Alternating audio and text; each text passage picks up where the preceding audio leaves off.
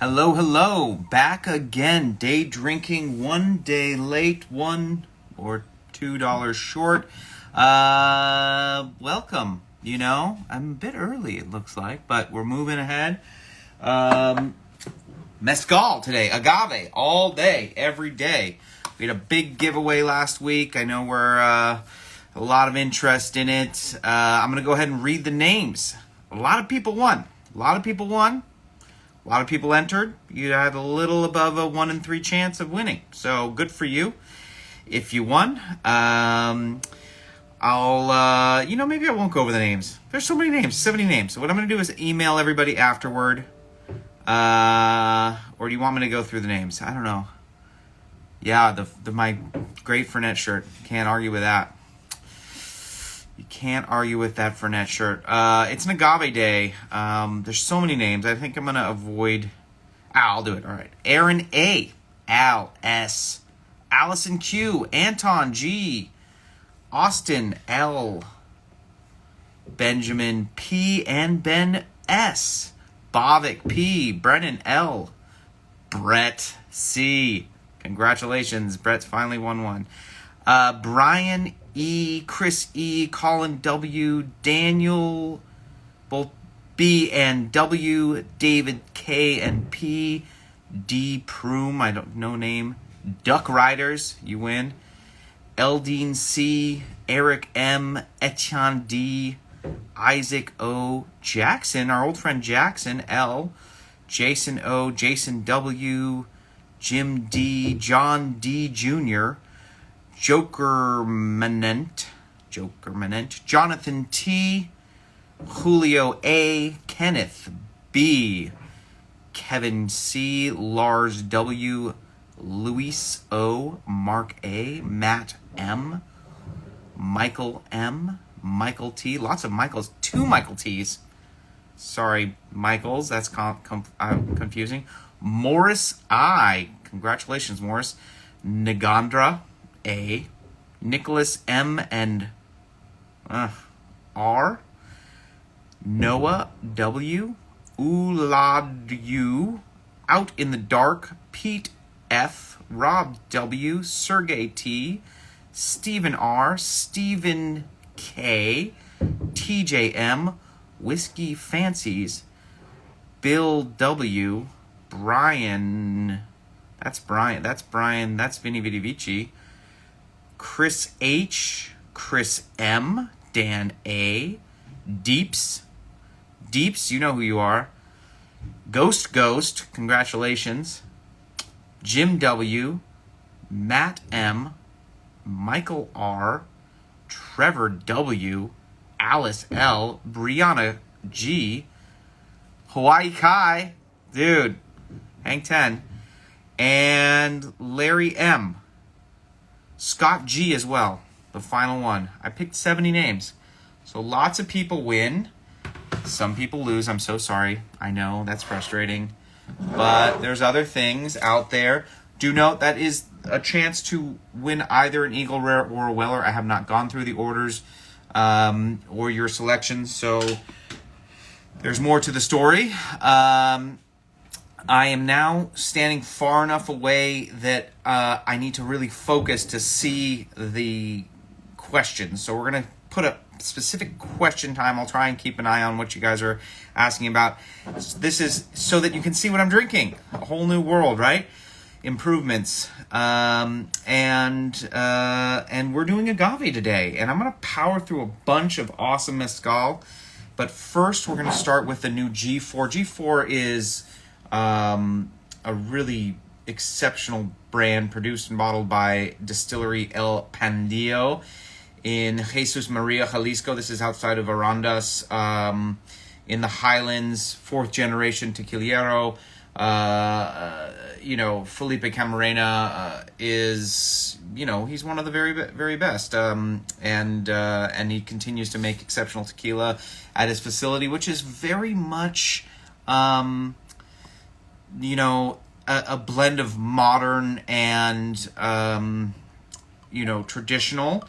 He's taken the traditional practices and updated them, from the electrical Tahona press fashioned out of an old steamroller engine to the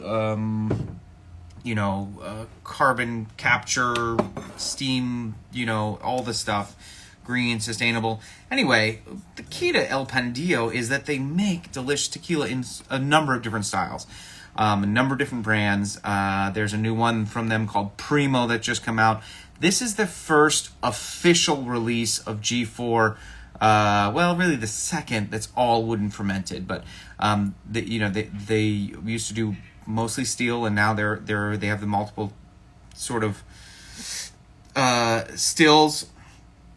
This is, we've had so much interest in these limited release Blanco tequilas, whether it's the Cascarine Serra de Luz or the number of other special releases from various high quality traditional distillers, and this is the first one we're able to get like pretty good quantity on. Of course, it won't last forever, but they made 10,000 bottles, not insignificant amount.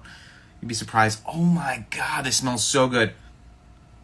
It has this very old school nose. I mean, sorry, Brett, your name was called. Congratulations.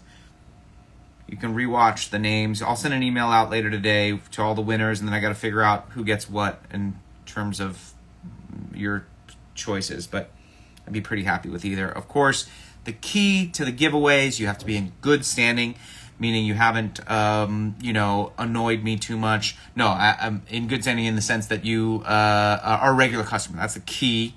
That's the key to winning, getting in these. It's not, you don't have to have been here for 10 years, just, buy things regularly once, twice a month, over the last few months should do. You don't have to be a serious head, but just a regular customer shows up and have not won in the last 2-3 giveaways. So I'll verify that and then place your order based on your selection. This is the I had this here so that you could see what I was tasting. This is the G4 Blanco de Madera, which doesn't actually say anywhere on the bottle, but that's how they refer to it in their marketing. It does say this. Can you see that? You can't really see it. Fermentado en Madera, which is, of course, Madera is the word for wood. So this is wooden aged. Is that wood? So anyway, this is freaking top-notch Highland Blanco in the old school fashion. Tahona, Frankenstein pressed, and the nose is so bright, tons of citrus, so much more flavorful than other modern tequilas. Aromatic, it's floral.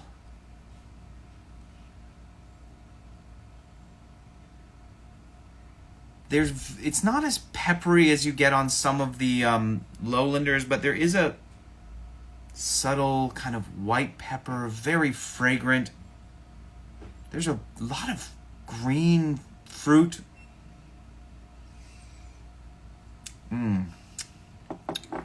Ooh, very herbal.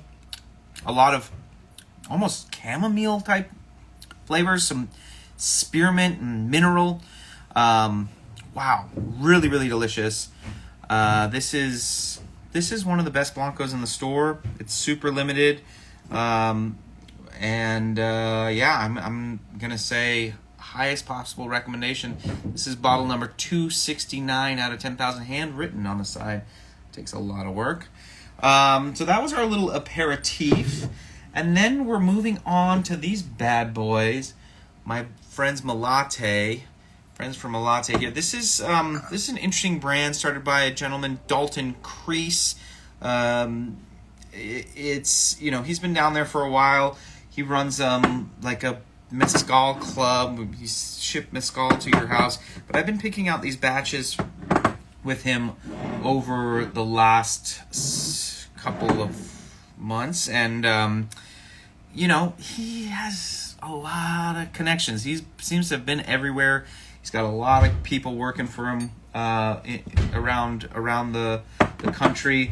So today we're going to taste the Espadilla That is a variant on Espadin, grown locally in, or it's Angustifolia, I should say, grown locally in Puebla. That's what they call that.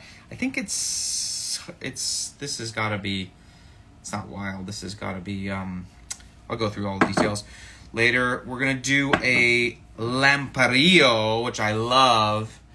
Lamparillo is from Durango. This is a very, very wild and wonderful plant. We're going to do a Pelon Verde. That is Oaxacan. Ramon Cortez. No, the Pelon Verde, where is this? San Lorenzo, Jilotepec. I forget exactly where this is. And the Pelon Verde and the Tobazich from Agio Cortez, our friend in Miahuatlan. I've been to this distillery. It's exquisite. A Jabali. This is wild. San Martinez Cruz from Alboradas. A honey pachuga. So this was made, a special batch made specifically for sort of famous like tour guide in Oaxaca, and we only got it because he was planning to sell it, I guess, to his guided people, his patrons, and then COVID, and now we have some. And then we're going to try the mango distillate from Tospa. That is totally wild, 100% mango. The first bottle he held up was one of Don Fede's last mezcals before he passed away. That is absolutely true. Yes, very, very sad, but we're very lucky to have this. There it is. There it is. Federico Valentine Alba Ibanez. This is probably his last batch of Espadilla.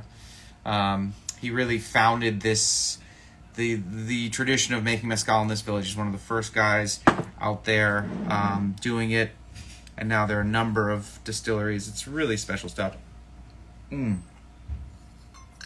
Let's get to it. Their family basically salvaged a still and started distilling in Puebla. We're talking about an hour and a half southeast of Mexico City. Of course, this is made quite differently than you would have in Oaxaca. These are wild harvest according to the label. The village is San Nicolas Huahuapan. I think I said that way. This is This is roasted underground for 7 days, and then using a mechanical mill. Fermented naturally in plastic for about 2 weeks, and distilled on a copper still, the old copper still there twice. Adjustments with heads and tails, although not adjusted a lot, because this is 54% alcohol. It's all the way up, and this stuff is just insane. The quality on these batches is really, really exceptional. They're expensive products, rightfully so. Dalton is committed to really paying his distillers, top dollar, and it's good stuff. The Espadilla is just pungent, powerful, minerally roasted, vegetal, with the sweetness behind. Oh gosh, yes.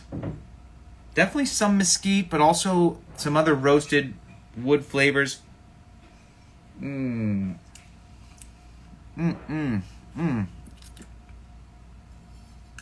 It's a very clean distillate with a lot of powerful peppery notes, balanced by some really interesting exotic fruit, almost into the kind of guava-y flavors.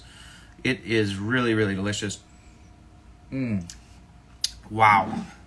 I can't get enough of these. Just so much wild stuff coming out of this brand, Malate, and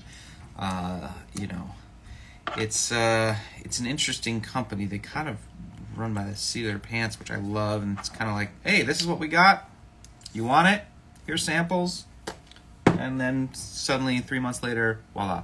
These are all tiny tiny. The name of the brand is Malate.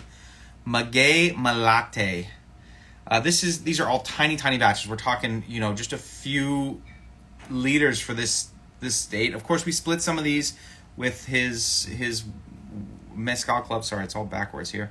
This is the Lamparillo from Durango.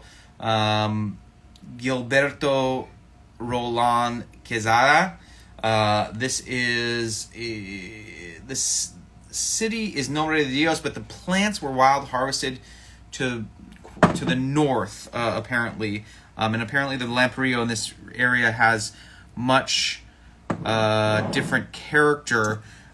This is just a jalapeno bomb. I can already smell it from here. It is pure green chili vegetal magic. Yeah, Maguey Malate has a great website with lots of information about all the people behind that sort of pure peppery note. Talking chili peppers is a slight kind of cheesiness, which is really typical of Durango. Some wild roasted fruit, way less smoke than Espadilla. It's funky. I love it. Green fruit, green papaya. Green papaya is the one note that keeps coming to my note. Funk. There's definitely a lactic character here. Gotta love that. Oh, and it's just couldn't be greener. More mineral, crunchy rocks. Pure, like, agave, dusty, leafy wonderfulness. This is one of the more unusual offerings that they're doing. I probably should have done this last, but I like the fact that we're getting all these different spirits from different parts of Mexico and really highlighting these exceptional distillers.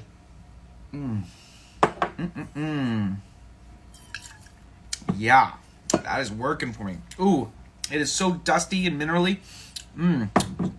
I love that. Let me give you the breakdown here. We're talking 12 to 15-year-old plants roasted in underground earthen ovens for 72 hours. Hand chopped. Sorry, this is all backwards here. I apologize. For me to see it, I have to look on this. Hand chopped with axes. Pine wood for the fermenters. 4 days natural fermentation. And distilled twice on copper pots in September of 2021. Next, we're going to move on to the Pelon Verde. If I remember correctly, this is an unclassified.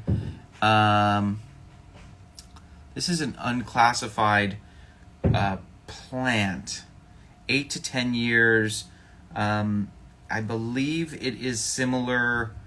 I should have brought my notes up with me here, but I'll have to check it out. These are not wild harvest. They are cultivated, fermented 4 days roasted underground for 4 days. Pinot wood vats, electrical mills, 15 days of fermentation, and double distilled on copper. Another really, really interesting producer, and Pelon Verde is not a agave we see very often. When I was researching it, it seems that there's some controversy about the taxonomy of this plant. It's much easier going than the last one. Should probably put that one first, actually. This is super clean style. Lots of kind of almost like golden raisin character to it. That's kind of an unusual note. Super sweet, fruity nose. A little bit of minerally behind it, less of that dark gravelly stuff that you got on the Lamparillo, and more like fresh kind of chalky note to it. very easy drinking. Feels like definitely more in your like almost blue Weber sort of flavor profile. Not super smoky, very easy drinking. This is like the perfect crossover mezcal for a tequila drinker. It's 40+% alcohol, 48.6. Very soft and friendly, but with some character for sure behind that. A little bit of candied fruit on the finish. A little bit of licorice. Some of that spearminty stuff we saw kind of with the G4, but more ballsy. Our bottles all on the website. Yes, everything's on the website, although I think we sold out of the Jabali. I pulled the bottle, and unfortunately, you guys... No, I have 8 more cases coming from the supplier of the Jabali, so that will be really, really interesting. Next, I'm going to go ahead and skip in here something a little bit different. This is 100% mango distillate from the same distillery in San Cristobal, Lechiroig. I guess that's how you say it, Lechiroig. I've never really heard someone. No one's ever corrected me. Edgar Gonzalez Ramirez. This is 100% fresh mango, so not cooked or baked, crushed on Tahona, fermented for 20 days naturally in pine wood with spring water, and then double distilled on copper pots. All of these are available on the website except for the Jabali, which will be back, I'd say, in a week or two. Jabali is a weird plant, but this is mango. This is an eau de vie mango. Apparently there's a tradition of doing that. This is the second one we've had from them. The first one was in the tasting kit, I believe, that we had. No, did we get it? It was in the tasting kit, I think. Oh my god, yeah, it's mango agricole, sort of. Wow, it's just pure green mango skins. There's a little bit of like a candied mango thing, like almost like a mango, like kind of like a, I don't know, like almost like a fake mango, but like not in a bad way. And that beautiful, like pungent kind of floral green mango character. There's some pepper behind it as well. It's such a different character than all the mezcals, but it's pretty. It's kind of earthy and a little bit lactic on the palate, but really wild.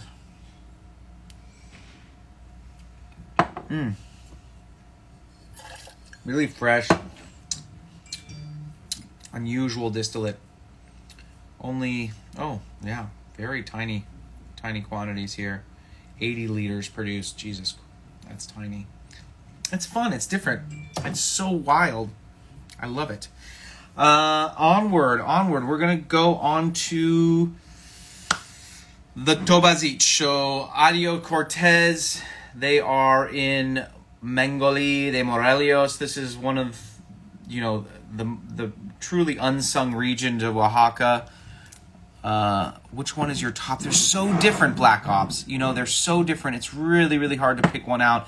I'd say, if I'm feeling saucy, that Lamperillo is the most pungent and intense that we've tasted so far.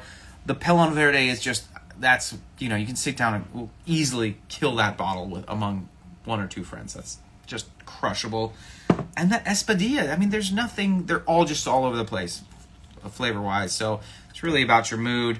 Adio Cortez, young master mezcalero. They have these incredible fields. This is such a wild place to go to. It's not a huge drive from Oaxaca City. You turn off the federal highway and you pass by like a giant prison, very nice looking prison, with a lot of fancy cars in front. I don't know what that's supposed to mean. There is the only Oaxacan teppanyaki restaurant just outside.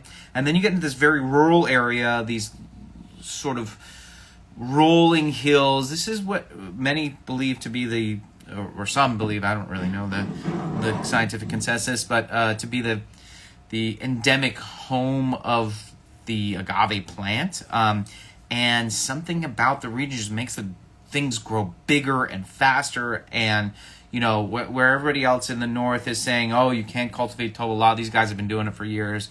Some argument about if it's the exact same plant or not, or what have you, but just an incredible area. This is cultivated Toba Zich. So Toba Zich is a Karwinski varietal, and it was roasted for 11 days underground, crushed with Tahona, Sabino wood, old Sabino wood vats, 5 days. 5 days. What they call what Dalton calls natural fermentation here, but he's referring to with no water added, and then 10 days, meaning out after roasting, 10 days in the vat with well water, and then it's single distilled, or they say 1.5 distillations here on refrescadero, which is a typical apparatus they use in this area, where they put a small pot on the top of the pot, a small column on the top of the pot, and it has cold water running all the time, and or they put cold water on top, and it depends on whether it runs all the time or not on the still, and that adds a layer of reflux, so they don't have to do the second distillation. It comes off the still at 54-55% alcohol, and then they cut with likely well water here. This is much more classic. It has that Karwinski minerality to it. There's some great greenness to it, a bit of this crazy chalky character that you sometimes get with Toba Zich. This is a very classic, typical Toba Zich on the nose for me. Behind it, some kind of roasted palm fruit, apple, and some citrus.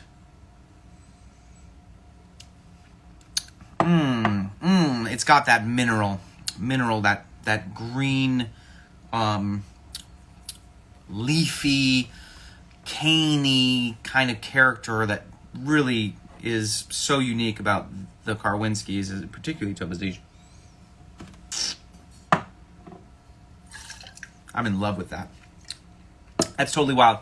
If you're a big fan of Tepestate, and you want to do something with a little bit more minerality to it, the Agio Toba Zich is a great choice. Finally, moving on to the Jabali. This is a very rare agave. Takes a long time to become mature, and has extremely low sugar levels.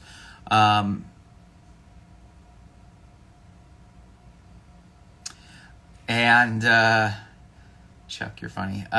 This was distilled by Martinez Cruz in San Lorenzo Alboradas.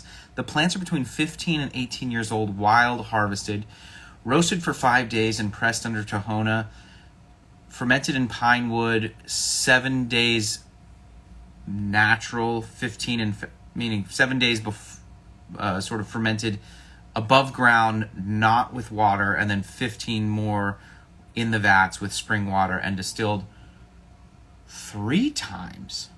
Wow. Distilled 3 times on copper pots. Jabali is renowned for its soapy fermentation. So it's extremely difficult to ferment and distill, because it has this incredible bubbling character that happens, and it can overflow often if you're not familiar with working with it. It also tends to have a really nuts kind of floral character to it. This one's more on, off of, sometimes they get quite like lavendery and soapy, which I don't love. This one is more on the leathery. It is very beautifully pungent, though. It's not that perfumey floral character. It's like lilac and sandalwood, tobacco like fresh tobacco. Habali notes that Ryan Legend notes that Habali can explode the stills. Yeah, you got to be careful. Chuck, yes, Couches, the Worthy Park is spectacular. I cannot believe it's still in stock. You guys are having it. Chuck's doing some good selling here. Oh, tea. So many types of tea. Oh, yeah. Candied fruit, bananas, some citrus. So drinkable. So crushable here. I'm totally in love with that. That's one of the better Howleys I've ever had in my life. And I have to say, I'm pretty picky about my Howley. I don't love it when it's too soapy, too floral. And this has so much depth and complexity. I cannot believe that product. That is ridiculous. We're going to buy another 8 cases of that. The rum is called Redacted Brothers JMWP 16-year. It's only like $70. It's insane. Moving on. Rodolfo Lopez Sosa in the very famous town of San Juan del Rio. Sorry, this is all backwards for me. I apologize. This is one of the most important mezcal producing villages in Tlacalula. 7-year-old espadín with a turkey breast stuffed with bee honey. Bee honey, of course. What other kind of honey is? But I mean, wild. This is wild local honey. 10 days underground, Tahona, wooden fermenters for 4 days, and that's pretty unusual.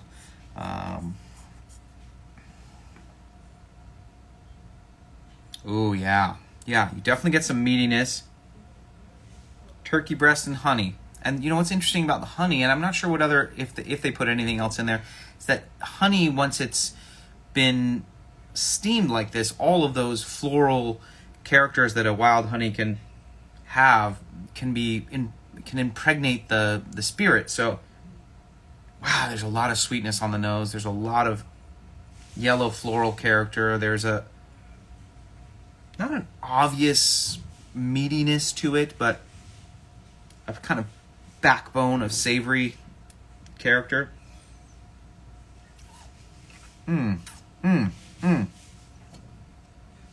Oh, it's all honey. It's just pure honey, pepper, oily.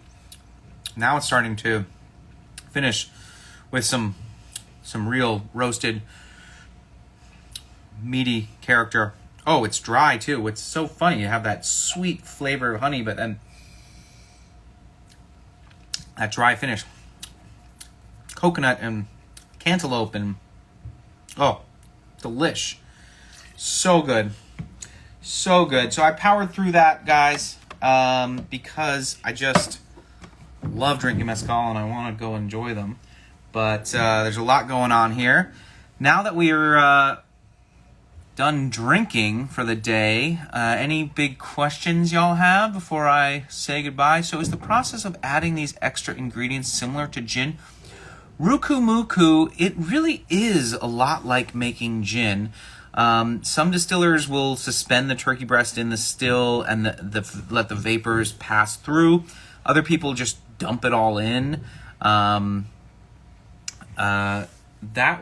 just tasted the honey pachuga. There it is. Honey pachuga, a special batch. Commissioned batch. It's not something that they typically do. Ooh, look at that high alcohol on that one. 62.1. That might be why it's so dry. Dang. I wonder what that's like with a little bit of water. So, yeah, those are pretty special. So, yeah, it's not dissimilar to making a gin. And of course, they're making gin spirits with agave now as well.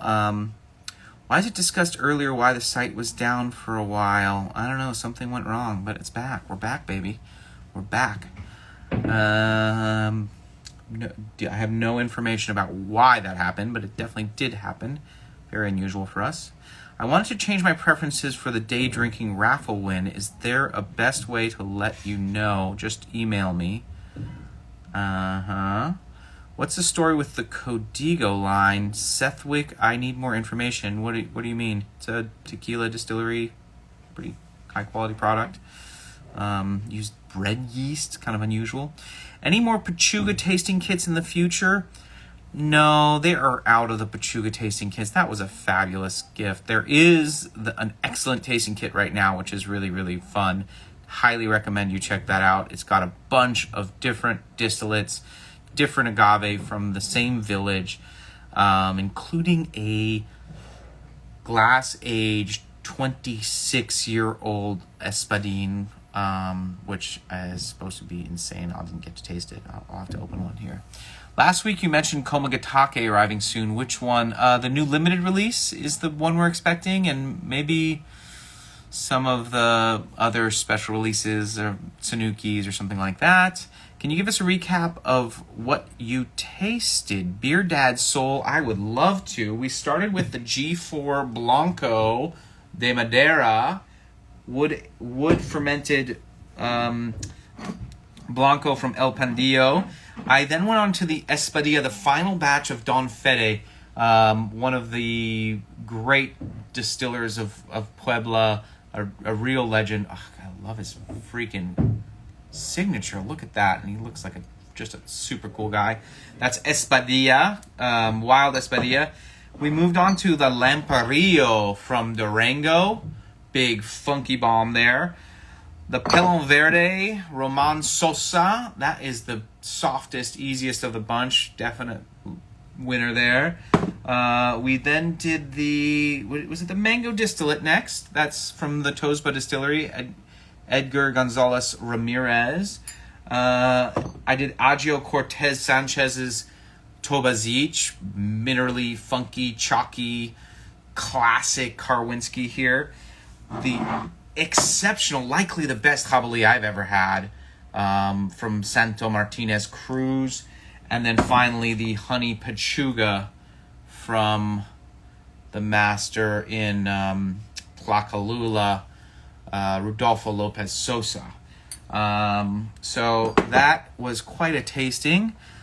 Let's see. If I could only buy one from everything you tasted today, which would I buy? Christopher, I would say, do you want to challenge your palate with something unusual, or you want something just really approachable and interesting? That's my big question, because we have really a broad variety of flavor profiles here. I'd say we're out of it. We'll have more, but if there's one thing, it should probably be the Jabali.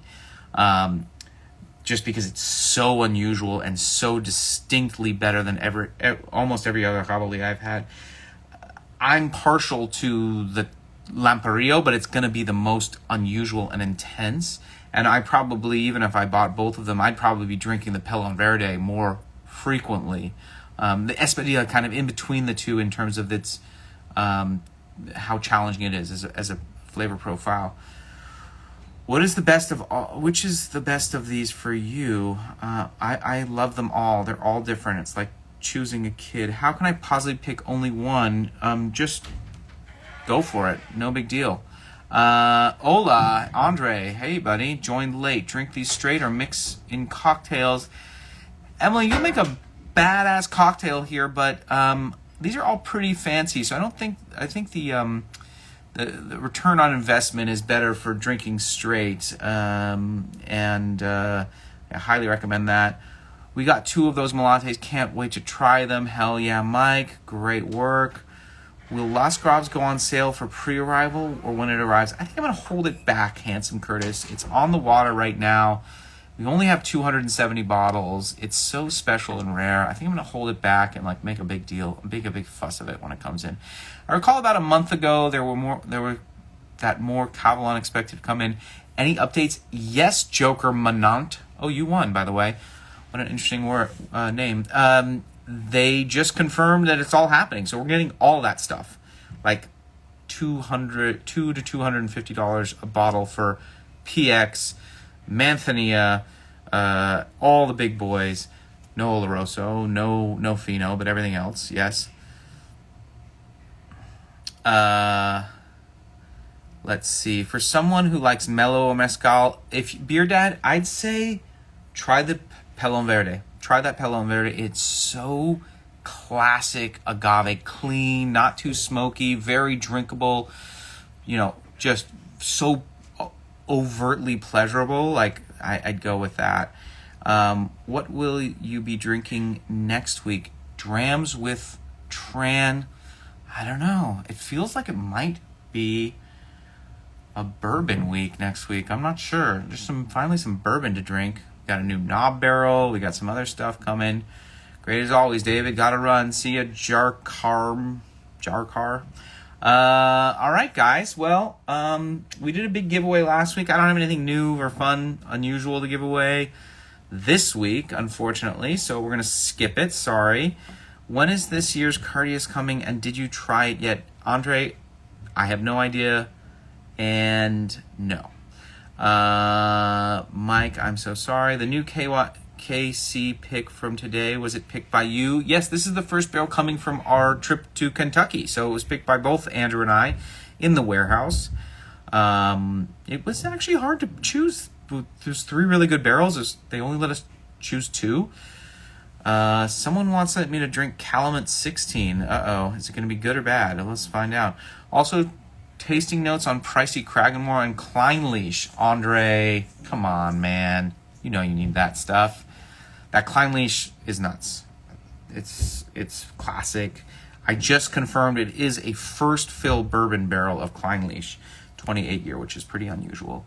And I had a sample, but I drank it all. So I have their notes. I didn't take any proper notes. The Kragenmore I have, it's big, leathery, plummy, big sherry, dark color. It's a dark, big, old sherry Kragenmore. So yeah, I think the no doubt that Kragenmore is going to be one of the whiskeys of the year for me. The Kleinleash superlative, we know that. It's obviously very expensive. The Kragenmore is a good value in terms of where the market is, how rare Kragenmore single barrel is. The fact that the only other times we've seen old Kragenmore like that, it's like super old wood, and it's like, I get why maybe they dumped it and we'd only buy it because we had it at a great price. Not that it's bad, but of course just doesn't have that depth and intensity that you want, especially from a blue chip distillery. So I think the knob barrel's already gone. You're nuts. That's crazy. Terrible. What's up with these new Glen Turrets? This is the Big Shanto. This is the new release from our friends at Lalique. And yeah, they're supposed to be really good. I haven't got a taste of them yet because they just came in. They're super highly allocated. I have 12 bottles of the 12, and that's like it. It's 12 of the 10, 1 bottle of 15 coming. It's stupid. So I'd jump on the 12 if you had to choose one.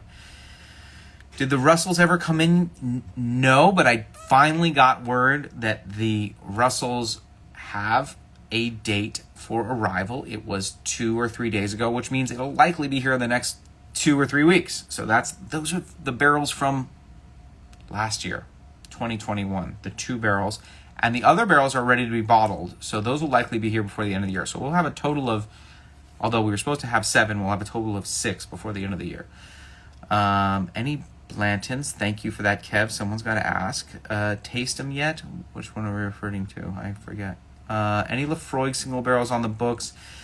Steve Oski, yes, kind of. We're kind of going back and forth. It was a very odd process, the way they did it. I don't know if we're going to actually end up buying it. It's so expensive and kind of silly, so we'll see. Blanton's is only at Century City. Funny, Michael.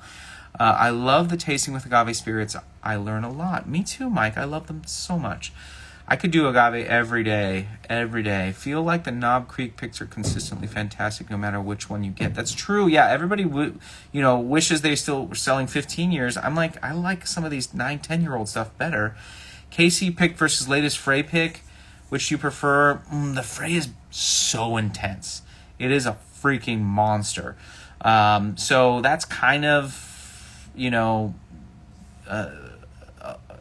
that's something I gravitate toward less. Although if you had to go head to head, I think a lot of people would go, oh, that Frey is much more intense.